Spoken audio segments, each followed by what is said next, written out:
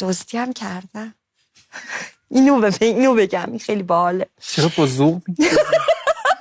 حالا یه دزدی دیگه هم بگم. یه همکلاسی داشتم کلاس 5، باباش هم دکتر بود. بابا دوست بودید کامل.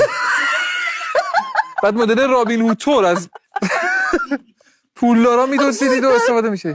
بعد چیز بود، باباش هم دکتر، بعضی مالیشون هم خوب بود. اون موقع دوست بودید شما. اون موقع دوست بودم. اون موقع زمانی که دختر بچه‌ها دزدیده می‌کردن واقعا. بعد این آقا هی نشست پیش من، گفتش بیا بریم. موقعی که یه دونه انباری تور بود، بوفه مدرسه اون بود، تو هل بده بچه‌ها رو بریزن رو هم دیگه، من کیک بدزدم. بعد گفتم بریم دزدی. و این کارو کردی؟